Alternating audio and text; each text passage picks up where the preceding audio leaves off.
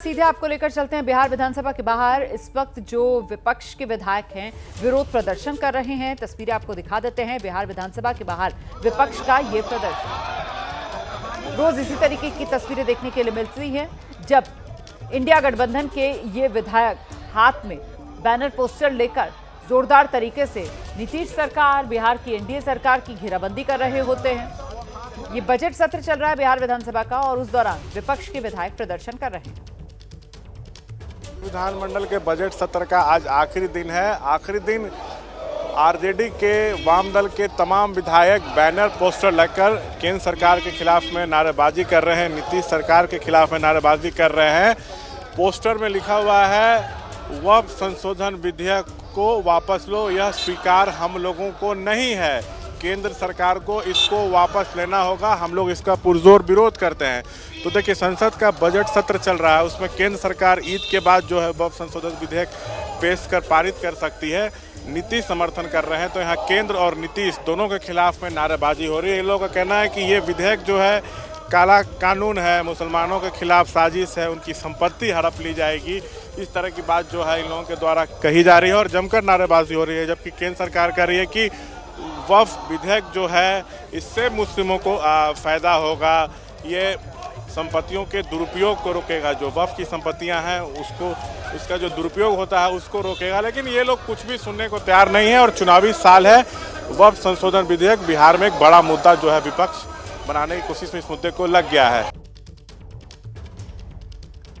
तो वक्फ को लेकर ये प्रदर्शन जो बिहार विधानसभा परिसर में किया जा रहा है विपक्ष की तरफ से। और आइए सीधे आपको लेकर चलते हैं जरा, हमारे साथ हमारे सहयोगी शशांक इस वक्त मौजूद हैं। और शशांक से पहले ये जानते हैं शशांक, इसी साल के अंत में बिहार विधानसभा चुनाव और ऐसे में एक तरफ एनडीए जहां पर चेहरे के तौर पर नीतीश कुमार सामने हैं, ऐसे में कंफ्यूजन एक जो महागठबंधन में कांग्रेस के स्तर पर की जा रही थी, अब अखिलेश सिंह आते हैं और तेजस्वी के नाम को लेकर महागठबंधन के भीतर कोई कंफ्यूजन नहीं, ये कहते हैं। यही कांग्रेस की औपचारिक लाइन है शशांक?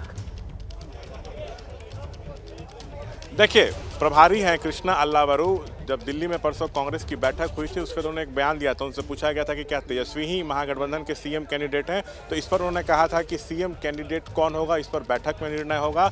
सीएम कैंडिडेट घोषित करना है या नहीं इस पर अभी कुछ भी कहना जो है सब ठीक नहीं रहेगा। लेकिन पूर्व अध्यक्ष कांग्रेस के कद्दावर नेता लालू के बेहद करीबी अखिलेश सिंह ने कल 2-2 कह दिया कि तेजस्वी ही सीएम कैंडिडेट हैं, इसमें कहीं कोई कंफ्यूजन नहीं होना चाहिए। अल्लावरू के बयान के बाद से कंफ्यूजन क्रिएट हुआ है। वहीं कांग्रेस के विधायक के मुन्ना तिवारी, उन्होंने भी कल एबीपी न्यूज़ से बातचीत में स्पष्ट कहा है कि 2015 का जब चुनाव था या जो 2020 का चुनाव था, तो 2015 तो हम लोग नीतीश के नेतृत्व में लड़े थे, लेकिन 2020 में ही तय था कि तेजस्वी 20 में चेहरा है और चेहरा थे और 25 में भी वही चेहरा है, ये पहले ही तय हो चुका है।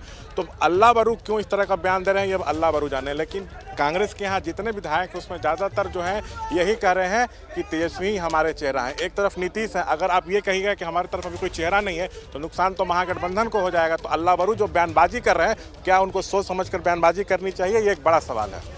और ऐसे में अब बिहार विधानसभा चुनाव में जो लड़ाई होगी वो सीधे सीधे चेहरों के इर्द गिर्द ही होगी, ये भी तस्वीर साफ हो गई है।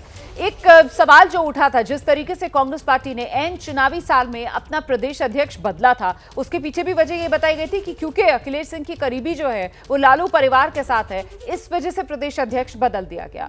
और इसीलिए जो अल्लावरू का बयान था उससे कंफ्यूजन और ज्यादा फैला था शशांक।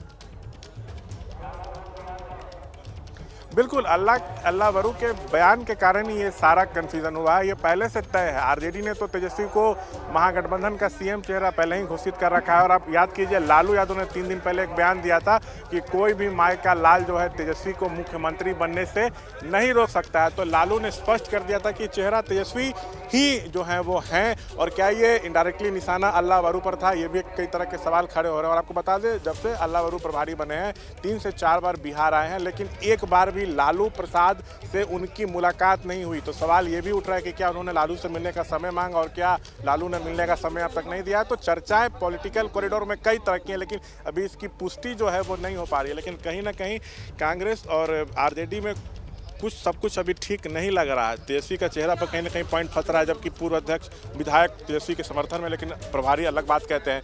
70 सीट कांग्रेस को चाहिए, पिछली बार वो लोग 70 पे लड़ी थी, लेकिन आरजेडी जो हम लोग को सोर्सेज बता रहे हैं 45 से जाना कांग्रेस को देने को तैयार नहीं है। आरजेडी चाहती है कि 45 से 50 के बीच में कांग्रेस को दिया जाए। वहीं कांग्रेस के एक सह प्रभारी हैं बिहार में, शाहनवाज आलम, वो आए दिन बोलते हैं कि बिहार में महागठबंधन सरकार बनेगी तो कांग्रेस का 2 डिप्टी सीएम होगा।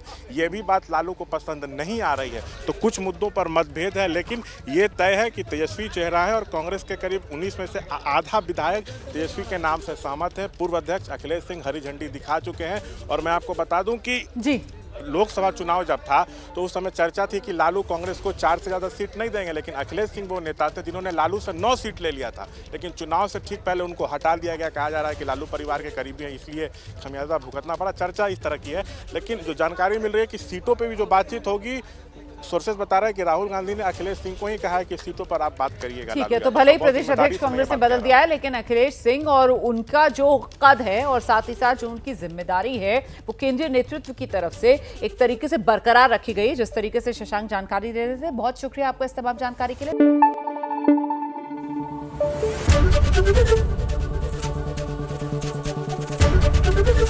एबीपी न्यूज आपको रखे आगे।